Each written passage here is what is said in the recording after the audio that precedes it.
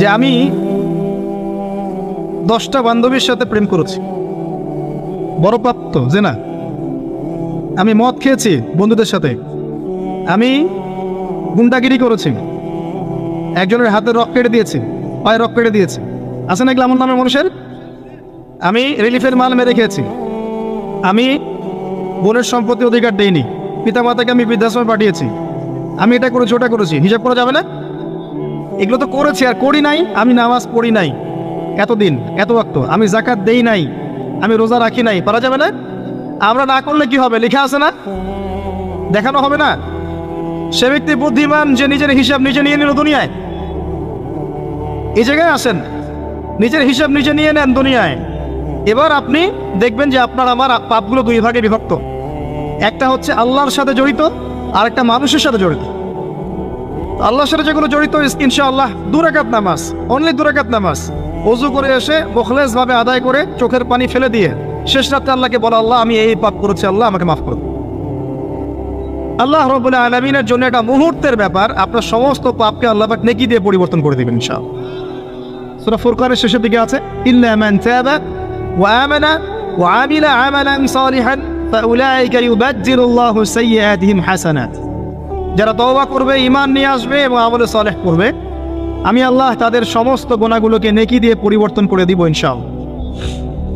আরেক শ্রেণীর পাপ পাবেন, সেটা হলো বান্দার সাথে জড়িত। এটা আল্লাহর কাছে মাফ চেয়ে লাভ নাই।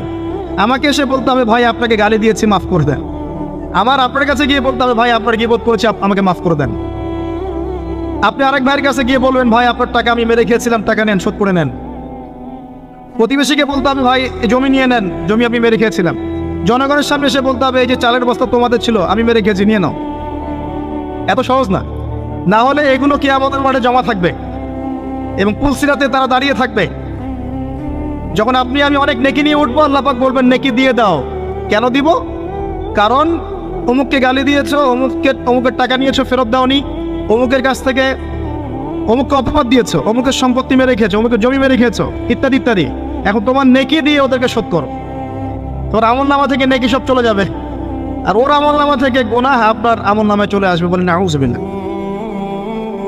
আল্লাহ পাক পরকালে আমাদেরকে যেন বান্দার সাথে জড়িত হক নিয়ে না ওঠান। আমিন।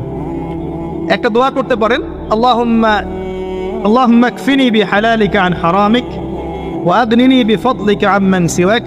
আশা করা যায় আল্লাহ পাক আপনার দুনিয়ার ঋণ দুনিয়ায় শোধ করে দিবেন ইনশাআল্লাহ। কি দোয়া বললাম? আল্লাহুম্মা কফিনি বিহালালিকা আন হারামিক ওয়া আগনিনি বিফদলিকা আম্মান সিওয়াক। হিসনুল মুসলিম বইটা পড়েন, পাবেন ইনশাআল্লাহ। তো যেটা বলছিলাম প্রিয় ভাইয়েরা, সামনের সিজন আছে, আমল নামায় হিসেব করে নেন, রমাদান মাসটাকে কাজে লাগান। নবী সাল্লাল্লাহু আলাইহি ওয়াসাল্লাম বলেছেন, সেই ব্যক্তির জন্য ধ্বংস যে রমজান মাসকে পেল, রমজানকে পেয়েও তার গুনাহ মাফ করাতে পারলো না। নবীর নাম শুনে আমরা কেউ দরুদ পড়লাম না। নবী সাল্লাল্লাহু আলাইহি ওয়াসাল্লাম বলেছেন, সেই ব্যক্তি ধ্বংস হোক যে রমজান মাসকে পেল, কিন্তু এই রমজান মাসকে পেয়েও তার গুনাহ মাফ করাতে পারলো না। আমরা এদের অন্তর্ভুক্ত হতে চাই না। আল্লাহ পাক হেফাজত করুন। রমজানের আগেই প্রিপারেশন নেন, মানসিকভাবে আমল নামা গুছিয়ে ফেলেন, টার্গেট করেন আপনি কি চাচ্ছেন রমজান মাসে। 30টা সওম তো আছেই, 5 ওয়াক্ত নামাজ জামাতে পড়ার চেষ্টা করেন, তারাবির সালাতগুলো আদায় করার চেষ্টা করেন। আল্লাহ পাক তৌফিক দান করুন। অন্তত একটা বার কোরআনকে খতম করার চেষ্টা করেন। প্রতিদিন 1 পারা করে পড়লে খতম হবে, পারা যাবে না? যারা পড়তে জানি না, এখনই পড়া শিখে নেন। 1 মাস আছে, পড়া শিখে নেন। রমজান মাসে মসজিদ ভিত্তিক কোরআন শিক্ষার তালিম এবং কোর্স চালু করেন, মানুষকে কোরআন শিখান। 5 ওয়াক্ত নামাজের পরে দারসে হাদিস চালু করেন, মানুষকে হাদিস শিখান। মহিলাদের জন্য, মা বোনদের জন্য কোরআন শিক্ষার ব্যবস্থা করেন, ওদেরকে বাসায় শিখান। রমজান মাসে বাজারে বেশি যাবেন না, বেশি আড্ডাবাজি করতে বসবেন না, 3-4 জন মিলে এক জায়গায় আড্ডা মারতে বসবেন না, দিনই আলোচনা ছাড়া। বসলেই গীবত হবে, রোজা নষ্ট হয়ে যাবে। মানুষের সাথে কম মিশেন রমজান মাসে। যত বেশি মানুষের সাথে মিশবেন, তত বেশি গীবত তহমত করতে হবে, তত বেশি অন্যের সমালোচনা লিখতে হবে। আলাইকুম আনফুসাকুম ভুলে যাবেন, মানুষকে নিয়ে ব্যস্ত হয়ে থাকবেন এবং অন্তরে নূর নষ্ট হয়ে যাবে। মানুষের সাথে জড়িত পাপ কাঁধে চলে আসবে। কম মিশেন আল্লাহর ওয়াস্তে। রমজান মাসে কম মিশেন, কম বাজারে যান। বাজারে যায়েন না, গেলে দ্রুত চলে আসেন। যদি প্রয়োজনে যেতেই হয় দ্রুত চলে আসেন। চেষ্টা করেন মাসের বাজার আগেই করে রাখতে, ঈদের বাজার আগে করে রাখতে। এই শেষের দশক স্পেশালি লাইলাতুল কদর যেখানে থাকে, এই দশক মানুষ বাজারে কাটায়। বাঙালি মুসলিম এই দশকটা বাজারে কাটায়, ইল্লা মাশাআল্লাহ। আর মা বোনদের তো খবর নাই, এরা তো মার্কেটেই বেশি ঘুরে বেড়াবে দেখবেন। আর এত বেশি ইফতারের আইটেম করতে যায় না যে এই খাওয়ার পিছনে আপনার সময় চলে যায়। যদি সারাদিন রোজা রাখার পরে 10টা আইটেম নিয়ে বসে ইফতার করতে, আসলে রোজা আমাকে আত্মশুদ্ধি শেখাইল না। সেহরিতে যদি 20টা আইটেম থাকে, মনে হয় এটা আমার জীবনের শেষ খাবার, খাইতে পারবো না, তাহলে সমস্যা। এই রোজা আমার কোনো আত্মশুদ্ধি করবে না। কথাগুলো খারাপ লাগতে পারে কিন্তু বাস্তব। আপনি রমজান মাসকে ফিকির করেন, রমজানের ফিকির করেন, এই রমজান মাসে জাকাতগুলো দিয়ে দেন। জাকাত দিবেন না, এলাকার না দেশের অর্থনীতি সমৃদ্ধ হবে না। জাকাত, শুধু জাকাত দেন, অনলি জাকাত, দেখবেন ইকোনমিক সেকশনে দিন দিন উন্নতি করছি আমরা। জাকাত সবাই দিতে শুরু করেন, দেখবেন সমাজে একটা মানুষ খুঁজে পাবেন না যে না খেয়ে মারা যায়, ইনশাআল্লাহ তাআলা। আল্লাহ পাক এর মধ্যেই ইসলামিক ইকোনমিক্স রেখেছেন, ধনীর সম্পদে গরিবের হক। এটাতে করে সম্পদ ঘুরতে থাকবে হাত থেকে হাতে, হাত থেকে হাতে। এতে করে সবাই খেয়ে পরে বাঁচবে। যখন আপনি সুদে যাবেন, তখন এক শ্রেণীর মানুষ খাবে, আর এক শ্রেণীর মানুষ দরিদ্রতার অতলতলে চলে যাবে। এটা বাস্তবতা। এটা দেশের ক্ষেত্রে না, বিশ্বের ক্ষেত্রেও দেখবেন বিশ্বের একটা শ্রেণী দিন দিন ধনী হচ্ছে, আরেকটা শ্রেণী দিন দিন গরিব হচ্ছে। কারণ কি জানেন? রিবা, সুদ। রমজানের এই ফিকিরগুলো করেন। আল্লাহ পাক তৌফিক দান করুন যেন এই রমজানে আমরা আমাদের সমস্ত গুনাহগুলোকে মাফ করিয়ে নিতে পারি, আমিন। এবং বেশি বেশি সামর্থ্য থাকলে দিনের দাওয়াতি কাজ করেন। রমজান মাসে মানুষকে আল্লাহর দিকে ডাকেন, আইওয়াশ করতে যায় না, শোডাউন করেন না, ভিতরে ভিতরে দাওয়াতি কাজ করেন দিনের জন্য, ইসলামের জন্য। আল্লাহর জমিন, আল্লাহর দিনটা যেন প্রতিষ্ঠিত হয়। এবং এতিমের ভরণ পোষণের দায়িত্ব নেন, বিধবার খোঁজ খবর নেন, অসহায় যারা বৃদ্ধ বৃদ্ধা আছে এদের পাশে দাঁড়ান, সাদাকাতুল ফিতরগুলো দিয়ে দেন। রমজান মাসে সবাই সামনের হাত বাড়ান, আল্লাহর ওয়াস্তে রমজানটাকে কাজে লাগান। কে জানে এরপরে রমজান নাও পেতে পারেন। আর বিশ্বে যা শুরু হয়েছে, কোন দিন যে বিশ্ব পারমাণবিক বোমার মধ্যে চলে যায় আল্লাহ ভালো জানেন, আল্লাহ ভালো জানেন। এটা সম্ভাবনা নাই এমন নয়, সমূহ সম্ভাবনা, সমূহ সম্ভাবনা। দেখতে থাকেন কি হতে থাকে ফিউচার। এবার আসেন, আমি যে কথাগুলো বলছিলাম, জ্ঞান অর্জনের পরে আমল, এরপরে হচ্ছে আপনার আত্মশুদ্ধি। আত্মশুদ্ধির কয়েকটা মাধ্যম আমি বলে দেই। বেশি বেশি কোরআন তেলাওয়াত, বেশি বেশি আল্লাহর জিকির, বেশি বেশি মৌতের স্মরণ, বেশি বেশি পরকালের ফিকির। পারা যাবে ইনশাল। এবং কম কম কথা বলা, কম কম খাওয়া, কম কম ঘুমানো, কম কম মানুষের সাথে মেশায়। পারা যাবে? এগুলো আত্মশুদ্ধির জন্য দরকার আছে। এবং আত্মশুদ্ধিওয়ালা মানুষদের সহবতে গিয়ে থাকা পারা যায়। আল্লাহ পাক তৌফিক দান করুন। এরপরে আসবেন বেসিক কাজে, আপনার ইকোনমি হালাল কিনা দেখেন। হারাম রিজিককে ঘরে ঢুকতে দিয়েন না, সুদকে ঢুকতে দিয়েন না। আল্লাহর রাস্তায় হাত জোর করে অনুরোধ করছি, সুদকে ঢুকতে দিয়েন না। ছেলেদের আল্লাহ আপনার রিজিকের দায়িত্ব নেবেন। ওয়ারযুকুহু মিন হাইথু লা ইয়াহতাসিব, এমন উৎস থেকে আল্লাহ আপনাকে রিজিক দিবেন আপনি কল্পনা করতে পারবেন না। আপনি মনে করেন না রিজিকের মালিক আপনি নিজেই, সুদ না খেলে আপনি রিজিক পাবেন না, এমনটা ভাবেন না। এটা ভাবার নাম হলো শিরক। এটা শোনেন, যখন আপনি মনে করছেন যে এটা ছাড়তে আমি পারবো না, যদি আমি ছেড়ে দেই আমার পরিবার চলবে না, আমি চলতে পারবো না, মানে আপনি মনে করছেন রিজিকের মালিক আপনি নিজেই। এটা শিরক। আল্লাহর উপর তাওয়াক্কুল করে ছেড়ে দিতে পারলে দেখবেন আল্লাহ আপনাকে বেহিসাব রিজিক দেবে ইনশাআল্লাহ। এটা আপনি কল্পনা করতে পারবেন না। মিন হাইথু লা ইয়াহতাসিব, আপনার কল্পনার বাহির থেকে আল্লাহ আপনার রিজিক দিবেন ইনশাআল্লাহ। আপনি কল্পনা করতে পারলে আয়াতটা ঠিক হবে না, আপনার কল্পনার বাহির থেকে রিজিক আসবে ইনশাআল্লাহ। এবং এটা হচ্ছে দিন দিন বহু মানুষ সুদ ছেড়ে দিচ্ছে আলহামদুলিল্লাহ, এবং হালাল ব্যবসা করছে, হালাল কিছু করার চেষ্টা করছে। আল্লাহ পাক ওদেরকে না খাইয়ে রাখেন নাই, বরং সুদ খোরদের চেয়ে ভালো রেখেছেন আলহামদুলিল্লাহ। চেষ্টা করেন এরপরে বেসিক পরিবারের আদর্শ ঠিক করার জন্য। পরিবারে কালিমা থাকবে, কি থাকবে? লা ইলাহা ইল্লাল্লাহ, তাওহীদ থাকবে। পরিবারে সুন্নত থাকবে, পরিবারে তালিম থাকবে, পরিবারের মধ্যে পর্দা থাকবে। এবং এগুলো বাস্তবায়নের চেষ্টা আমরা করব। যদি এরপরে পরিবারবর্গ না শোনে, আপনি আসহাবুল কাহফ হয়ে যান।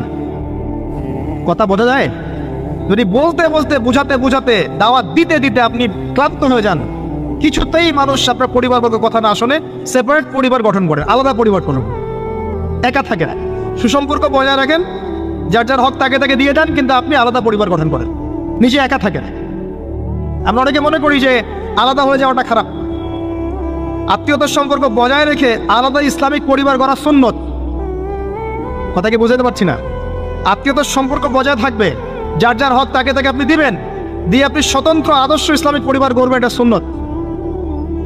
কারণ একটা বড় পরিবার যেখানে আপনি দিন পালন করতে পারছেন না, পর্দা নাই, হালাল রিজিক নাই, আপনার আত্মনির্ভরশীলতা নাই, আপনার মতামতের কোনো মূল্য নাই, ইসলাম আপনি পালন করতে চান, বাধা দেওয়া হয়, আপনি আলাদা হয়ে যান, আলাদা স্বতন্ত্র পরিবার গঠন করেন দিনের জন্য, এবং আদর্শ স্ত্রীকে বিয়ে করেন, আদর্শ সন্তান মানুষ করেন। দেখবেন আগামীতে ইনশাল্লাহ পরিবারটা ভালো ফলাফল বয়ে আনবে ইনশাল্লাহ।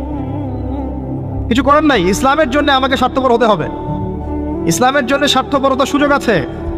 যখন দাওয়াত দিতে দিতে বোঝাতে বোঝাতে মানুষ একবারে ক্লান্ত হয়ে যায়, তখন নূহ আলাইহিস সালাম পর্যন্ত বলেছেন, রব্বি আন্নী মাগলুবুন ফান্তাসির, আল্লাহ আমি পরাজিত হয়ে গেছি, আমাকে সাহায্য করো। আল্লাহ পাক প্লাবন নামিয়ে দিয়ে সবাইকে ধ্বংস করে দিয়েছে। লূত আলাইহিস সালাম শেষমেশ তার স্ত্রীকে ছেড়ে চলে গেলেন। নূহ আলাইহিস সালাম তার সন্তানকে রেখে চলে গেলেন। মুহাম্মদ সাল্লাল্লাহু আলাইহি ওয়াসাল্লাম তার চাচাদেরকে রেখেই চলে গেলেন মদিনায়, হিজরত করলেন। চাচার ইসলাম কবুল করলো না, আবু লাহাব করেছে, করে নাই। ইভেন আবু তালেব, যিনি দীর্ঘদিন নবী সাল্লাল্লাহু আলাইহি ওয়াসাল্লামকে সাপোর্ট দিয়েছেন, সর্বশেষে গিয়ে কালিমা পড়তে বলেছেন নবী সাল্লাল্লাহু আলাইহি ওয়াসাল্লাম, তিনি কালিমা পড়েন নাই, বলেছেন আমি আব্দুল মুত্তালিবের ধর্মের উপরেই থাকলাম। কি হলো তাহলে? ইচ্ছা করে কাউকে হেদায়েত দেওয়া যায়? আল্লাহর পক্ষ থেকে হেদায়েত আসে। আসহাবুল কাহফ সমাজে টিকতে পারলেন না, গুহায় চলে গেলেন। আল্লাহ পাক 309 বছর ঘুম পাড়িয়ে রাখলেন, আবার জীবিত করলেন। তারা কি জান্নাতি নন? ইব্রাহিম আলাইহিস সালাম বাবাকে এত নসিহত করলেন, বাবা বলল বের হও বাসা থেকে, না হলে মাথা ফাটিয়ে দেবো রজম করে। উনি চলে গেলেন, সাথে একজন তার স্ত্রী সারা আলাইহিস সালাম, তাকে নিয়ে চলে গেলেন প্যালেস্টাইন। প্যালেস্টাইনের নাম শুনেছেন? কোথায়? শেষ জামানার সবচেয়ে ইম্পর্টেন্ট জায়গা প্যালেস্টাইন। মনে রাখবেন, শেষ জামানায় যত কিছু ঘটছে এর কেন্দ্র হচ্ছে ফিলিস্তিন এবং জেরুজালেম। ওই জায়গাটার জন্য এত কিছু, বিশ্বে যা কিছু দেখছেন ওই জায়গার জন্য এত কিছু। কিছু মানুষ চায় ওখান থেকে বিশ্ব শাসন করতে, এবং তারা সেটা করবেও। এটা একটা সাময়িক সময়ের জন্য, তারপরে ইনশাআল্লাহ তাআলা মুসলিমরা ওদের গর্দান উড়িয়ে দিবে ইনশাআল্লাহ। এবং ঈসা আলাইহিস সালাম সেখান থেকে ইসলামী খেলাফা আবারও বাস্তবায়ন করবেন ইনশাআল্লাহ তাআলা। আসেন, এই বেসিক কাজগুলো করেন প্রিয় ভাইরা। আর আল্লাহ পাক আমাদেরকে কিছু প্রতিভা দিয়েছেন, কাউকে জান, কাউকে মাল, কাউকে লিখার ক্ষমতা, কাউকে বলার ক্ষমতা। আল্লাহ পাক যাকে যে প্রতিভা দিয়েছেন, এই প্রতিভাটাকে আপনি দিনের কল্যাণে ব্যয় করেন। যদি একটা মসজিদ করতে পারেন করেন, একটা মাদ্রাসা করতে পারেন করেন, একটা শিক্ষা প্রজেক্ট করতে পারেন করেন, একটা ইসলামিক এনজিও করতে চান করেন, এতিমদের দায়িত্ব নেন, কোনো প্রজেক্ট করেন, মানবতার সেবামূলক কোনো কাজ করেন। পলিটিক্সের থেকে ভালো কিছু করতে চান করেন, পলিটিক্সের থেকে যদি ভালো কিছু করতে পারেন সেটাও করেন। মানে আপনি যেখানে আছেন সেখান থেকে দিনের জন্য কিছু করেন, পারবেন না? একজন মানুষ ধরেন একটা এলাকার রাজনৈতিক নেতা, তার পক্ষে কি পসিবল না ইসলামের জন্য কাজ করা, মানুষের ভালো করা সম্ভব না? পসিবল, এবং অনেক ক্ষেত্রে আমার চেয়ে বেশি পসিবল। একজন আলেম, তার জন্য কি এইসব মঞ্চে বসে দিনের কথা বলা সম্ভব না? মানুষকে দিনের পথে ডাকা সম্ভব না? একজন মসজিদের মুতাওয়াল্লি, তার জন্য কি মসজিদটা আবাদ করা সম্ভব না? একটা মাদ্রাসার প্রতিষ্ঠাতা, তার জন্য কি মাদ্রাসা আবাদ করা সম্ভব না? আমাদের প্রত্যেককে আল্লাহ পাক কিছু না কিছু সুযোগ দিয়েছেন, ওগুলোকে ফাইন্ড আউট করে আল্লাহর ওয়াস্তে যে কয়দিন বেঁচে থাকবো দিনের জন্য কিছু করে কবরও যাই, ইনশাআল্লাহ জান্নাত পাওয়া যাবে। এগুলো বাস্তব কথা, প্র্যাকটিক্যাল কথা। আর একটা কথা মনে রাখবেন, আল্লাহ পাক বলেছেন নাসুল্লাহ ফানাসিয়াহুম, যারা আল্লাহকে ভুলে যাবে আল্লাহ তাদেরকে ভুলে যাবেন।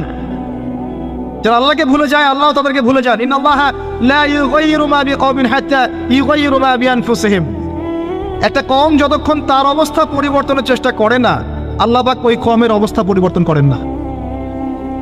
ইন তানসুরুল্লাহ ইয়ানসুরকুম ওয়া ইউসাব্বিত আকদামাকুম, তোমরা যদি আল্লাহর দ্বীনকে সাহায্য করো তবেই আল্লাহ তোমাদেরকে সাহায্য করবে, তোমাদের পদজগৎ দৃঢ় রাখবে। আমি আমার কথা শোনেন, তোমরা যদি আল্লাহর দ্বীনকে সাহায্য করো তবেই আল্লাহ তোমাদেরকে সাহায্য করবে। এমনি এমনি সাহায্য আসবে না, আসবে না, কখনোই না। এভাবে ঘাপটি মেরে বসে থাকলে আর সবাই খারাপ হয়ে গেছে, আমি ভালো, নিজে বাঁচলে বাপের নাম, অথবা সমাজটা পচে গেছে, এখন আর কিছু করা যাবে না, এইসব চিন্তা করে যারা কম্বল দিয়ে মুড়ি দিয়ে শুয়ে থাকবে, তারাও ধ্বংস হয়ে যাবে এক সময়। ধ্বংস হওয়ার সময় ওরাও বাদ থাকবে না, ওরাও ধ্বংস হয়ে যাবে। তো আল্লাহর দ্বীনকে সাহায্য করেন, যার যতটুকু ক্ষমতা আছে, প্রতিভা আছে, আল্লাহ পাক সামর্থ্য দিয়েছেন। আল্লাহ পাক একটা সুসংবাদ দিয়েছেন, ইয়া আইয়ুহাল্লাযীনা আমানু, হে মুমিনগণ, ওয়ালা তাহিনু ওয়ালা তাহজানু, তোমরা হীনবল হও না, দুশ্চিন্তাগ্রস্ত হও না। ওয়া আনতুম লা আলাউনা, তোমরাই বিজয়ী হবে ইনশাআল্লাহ। ইন কুনতুম মুমিনিন, যদি প্রকৃত অর্থে তোমরা মুমিন হয়ে থাকো, যদি তোমরা প্রকৃত অর্থে মুমিন হয়ে থাকো তোমরাই বিজয়ী হবে ইনশাআল্লাহ। হীনবল হও না, দুশ্চিন্তাগ্রস্ত হও না। আল্লাহ পাক আরো আয়াতে বলেছেন, তোমরা কি ভেবেছো এমনি এমনি জান্নাতে চলে যাবে? যতক্ষণ না আল্লাহ পাক তোমাদেরকে পরীক্ষা করছেন, যতক্ষণ না আল্লাহ পাক দেখে নিচ্ছেন কে তোমাদের মধ্যে সবর করনেওয়ালা আর প্রচেষ্টা চালানেওয়ালা, তোমরা কি ভেবেছো এমনি এমনি জান্নাতে চলে যাবে? সেগুলো হচ্ছে বাস্তব কথা। এবার আসেন, এখন আমরা যে পরিস্থিতির মধ্যে আছি এখান থেকে পুরোপুরি উত্তরণ সম্ভব না, ফুল স্টপ। যা দেখছেন ফিতনা ফাসাদ, যা দেখছেন ব্যক্তিগত জীবনে, পারিবারিক জীবনে, সোশ্যালি, ইকোনমিক্যালি, জিওপলিটিক্যালি, এই ফিতনা ফাসাদগুলো থেকে পুরোপুরি রিকভার করা এখন সম্ভব না। এবং এটা আইএমএ জাহিলিয়াতের সেই জাহিলিয়াতগুলোকে হার মানাচ্ছে দিন দিন। এখানে নবী সাল্লাল্লাহু আলাইহি ওয়াসাল্লামের সিরাত বা জীবনী এটা ঘেটে দেখবেন তিনি কিভাবে সমাজ সংস্কার করেছেন, ওটাই পথ পদ্ধতি, এর বাইরে কোনো পথ নাই। আর একটা দিন যাবে আর আপনার কাছে মনে হবে গতকালটা আজকের দিনের চেয়ে ভালো ছিল। যত দিন যাবে আলামাতুস সাআহ, আখিরুজ জামানের সাইনগুলো আরো প্রকাশিত হতে থাকবে। মানুষ মারা যাবে, মানুষ বেশি বেশি মরবে, মহামারীতে হোক, হত্যাকাণ্ডে হোক, যুদ্ধে হোক, মানুষ মরবে বেশি বেশি সামনে। উলামায়ে কেরামের সংখ্যা কমতে থাকবে, জাহেলদের সংখ্যা বাড়বে। যত দিন যাবে আল্লাহর প্রাকৃতিক গজবগুলো বাড়বে। ভূমিকম্প বলেন, মহামারী বলেন, জলোচ্ছ্বাস বলেন, ভূমিধস বলেন, আকৃতি পরিবর্তন বলেন, এগুলো বাড়বে। যতদিন যাবে হালাল রিজিক সংকীর্ণ হবে, জিনা বাড়বে, মাদক বাড়বে, মানুষ জিনা করবে হালাল মনে করে, মাদক খাবে হালাল মনে করে। যতদিন যাবে মেয়েদের সংখ্যা বাড়বে, পুরুষরা কমতে থাকবে, এবং ছেলেরা মেয়ের পোশাক পরে ঘুরবে, মেয়েরা ছেলের পোশাক পরে ঘুরবে। যতদিন যাবে ফাংশনাল জায়গাগুলোতে মেয়েরা চলে আসবে, ছেলেরা পিছিয়ে পড়বে। যতদিন যাবে যুদ্ধ বিগ্রহ বাড়বে, এবং সামনের যুদ্ধগুলো প্রথম ওয়ার্ল্ড ওয়ার, সেকেন্ড ওয়ার্ল্ড ওয়ারকে হার মানাবে। ওগুলো কিছুই না, এর সামনে ম্যাসাকার হয়ে যাবে পৃথিবী, ম্যাসাকার। একটা কান্ট্রি অস্ট্রিয়া হাঙ্গেরি, সেখানে রাজপুত্রকে গুলি করা হয়েছে তার স্ত্রী সহ। এই ইস্যুটাকে কেন্দ্র করে সে তার পার্শ্ববর্তী দেশটাকে আক্রমণ করলো 2 সপ্তাহ পরে। এখন পার্শ্ববর্তী দেশের বন্ধু রাষ্ট্র ছিল রাশিয়া। সে বলল যে আমার বন্ধুকে আক্রমণ করা হলে আমি চুপ থাকবো না। আর অস্ট্রিয়া হাঙ্গেরি বললো আমি আমার বন্ধুকে ডেকে নিয়ে আসছি। তাহলে কে তোমার বন্ধু? জার্মানি। জার্মানিকে ডেকে আনা হলো, জার্মানি যুদ্ধে ঝাঁপিয়ে পড়লো অস্ট্রিয়া হাঙ্গেরির জন্য। রাশিয়া এদিক থেকে জার্মানিকে আক্রমণ করছে, জার্মানি এদিক থেকে ডিফেন্ড করছে। এদিকে অস্ট্রিয়া হাঙ্গেরি তার প্রতিবেশীকে আক্রমণ করছেন। এবার ফ্রান্স বলল যে রাশিয়া আমার বন্ধু, আমি জার্মানিকে ছাড়বো না। তখন ফ্রান্স যুদ্ধে চাপ দিল, সে জার্মানির এগেন্স্টে যুদ্ধ করলো। মেসাকার অবস্থা, এমন যুদ্ধ যে একদিনে 17,000 মানুষ মারা গেছে। কয়েক ঘন্টার মধ্যে 17,000 মানুষ শেষ, এমন হয়েছে। এবং পানি পথে, আকাশ পথে, সব পথেই হয়েছে। এবার ব্রিটেন বলছে, ব্রিটেন যে ফ্রান্স আমার বন্ধু, আমিও চুপ থাকবো না, সেও যুদ্ধে চলে আসবে। কি ইস্যুটা ছিল? ওই যে রাজপুত্রকে গুলি করে হত্যা করেছে 1914 সালের সামার, গ্রীষ্মকালে। এই একটা ইস্যু থেকে আস্তে আস্তে একটা একটা করে দেশ হতে হতে হতে হতে আমেরিকা পর্যন্ত ইনভলভ হয়েছে। এবং 5 থেকে 6 বছরের ব্যবধানে কয়েক কোটি মানুষ মারা গেছে, কয়েক কোটি। এগুলো হিস্ট্রি। পরে সামান্য ইস্যু নিয়ে বিশ্বে কি হতে পারে আপনার কল্পনাও নাই। সিরিয়ার ইস্যুটা দেখবেন, সামান্য ইস্যু ছিল, আস্তে আস্তে আস্তে আস্তে 10টা 12টা 15টা রাষ্ট্র ইনভলভ হয়ে গেল। মানুষ মরে শেষ, রেফিউজি, ম্যাসাকার অবস্থা। বিশ্ব এদিকে যাচ্ছে আস্তে আস্তে। চিরদিন এমন অবস্থা থাকবে না। নিজের আখের গোছান, নিজের আকীদা ঠিক করেন, আমল ঠিক করেন, পরকালের প্রস্তুতি নেন, হিসেব কিতাব চুকিয়ে দেন, হালাল খান, পরিবার গঠন করেন, পর্দা কায়েম করেন, দিনের জন্য কিছু করেন। সময় নাই হাতে আমাদের। ব্যক্তিগত কাজগুলো বেশি বেশি করে করেন, ওই দিকে দেখার সময় নাই। ওগুলো দেখে আপনি কিছু করতে পারবেন না, কারণ হাত বন্ধ, কিছু করার নাই। অতএব ওইসব বড় বড় ফিকির করে এখন আপনার লাভ নাই। ওটা যাদের করা তারা করবে, যাদের ওইসব ক্ষমতা আছে ওরা করবে, আমি করতে পারবো না। কিন্তু পরিস্থিতি বুঝতে পারছি যে পরিস্থিতি ভালো না, নিজের পরকালের ফিকির করেন। যতদিন যাবে এগুলো বাড়বে এবং মানুষের মধ্যে নৈতিকতা কমবে, পারস্পরিক হৃদ্যতা ভালোবাসা কমে যাবে। বাপকে হত্যা করবে সন্তান, মাকে হত্যা করবে সন্তান, পিতা মানুষের দাস দাসীর মতো আচরণ করা হবে। দেখবেন কয়দিন পর জেনা এমনভাবে বাড়ছে যে মানুষ মেয়েদের দিকে আকর্ষণ হারিয়ে ফেলে ছেলেদের সাথে জেনা করা শুরু করবে। নাউজুবিল্লাহ পড়ছেন? এটা বাড়ছে দিন দিন। এটাকে বলে হোমোসেক্সুয়ালিটি বা সমকামিতা, দিন দিন বাড়ছে। এরপরে দেখবেন বাচ্চাদেরকে ধর্ষণ করা হবে, এটাও দিন দিন বাড়ছে এখন। এরপরে মানুষ কি করবে জানেন? গবাদি পশুর সাথে জেনা করবে। দেখে নিয়েন, এই কথাও ফলবে ইনশাআল্লাহ। আর ইকোনমিক সেকশনে তো অনেক আগে বলেছিলাম আপনার টাকার মান কমবে, সম্পত্তি লস হবে, দিন দিন দিন দিন এদিকে ওয়ার্ল্ড যাবে। কি করবেন? ওই যে কাজগুলো বলেছি, বেসিক কাজগুলো ঠিক করেন। আল্লাহর ওয়াস্তে প্রথমে তওবা করে আল্লাহর দিকে ফিরে আসেন, আকীদা ঠিক করেন, আমল বেশি বেশি করার চেষ্টা করেন, সুন্নাহ মাফিক জীবনযাপন করেন, আল্লাহর ওয়াস্তে হালাল খান, হারামে যায় না। পারিবারিক আদর্শ সুন্দর করার চেষ্টা করেন, যদি কথা না শুনে একক পরিবার গড়ে তোলেন, সন্তান সন্ততিকে মানুষ করেন, আপনার জানমাল যা আছে এটাতে দিনের কোনো খেদমত করেন, চেষ্টা করেন দিনের কোনো কল্যাণ করার জন্য, যেটাকে নিয়ে আপনি আল্লাহর সামনে দাঁড়াবেন, আল্লাহ আমি মাযুর ছিলাম, এতটুকু করে তোমার কাছে এসেছি, আমাকে মাফ করে দাও। এর বেশি কিছু আমার বলারও নাই, আসলে আমাদের করারও আছে বলে আমার মনে হয়। আল্লাহ পাক আমাদের সবাইকে কথাগুলো বোঝার তৌফিক দান করুক, এবং আমাদের সবাইকে আল্লাহ পাক আকীদা সংস্কার করার তৌফিক দান করুক। বেশি বেশি নেক আমল করার আল্লাহ পাক তৌফিক ইনায়াত করুন। আল্লাহ পাক আমাদের সবাইকে হালাল রিজিকের ব্যবস্থা করে দিন। আল্লাহ পাক আমাদের সবাইকে আদর্শ পরিবার গড়ার তৌফিক দান করুন। আল্লাহ রাব্বুল আলামিন আমাদের যে যেখানে আছে সেখান থেকে দিনের খেদমত করার তৌফিক দান করুন। দুনিয়ার এই শেষ জামানার ফিতনা ফাসাদগুলো থেকে আল্লাহ পাক আমাদেরকে বাঁচিয়ে রাখুন, এবং বেঁচে থাকার জন্য আমাদের মনোবল তৈরি করুন, মানসিকতা তৈরি করুন। মুসলিমদের মাঝে আল্লাহ পাক ঐক্য দান করুন, উলামায়ে কেরামের মাঝে আল্লাহ পাক ঐক্য দান করুন। আমাদের পলিটিক্যাল নেতাদেরকে আল্লাহ পাক হেদায়েত করুন। আল্লাহ পাক তাদের মধ্য থেকে ওমর, হামজার মতো, সাহাবীর মতো মানুষকে বের করুন। আল্লাহ পাক প্রশাসনকে হেদায়েত করুন, তাদেরকে আল্লাহ পাক ইসলামের পক্ষে কাজ করার তৌফিক দান করুন। আল্লাহ রাব্বুল আলামিন আমাদের মধ্যে যারা মারা গেছে আল্লাহ পাক সবাইকে মাফ করে দিন, যারা অসুস্থ আছে সবাইকে আল্লাহ পাক শেফায়ে কামেলা দান করুন। আমাদের পরবর্তী প্রজন্মটাকে আল্লাহ পাক ইসলামের জন্য কবুল করুন, আমিন। এই বলে আমি আমার সংক্ষিপ্ত আলোচনা শেষ করছি। আকুলু কওলি হাযা আস্তাগফিরুল্লাহ লি ওয়া লাকুম ওয়া লিসাইরিল মুসলিমিন।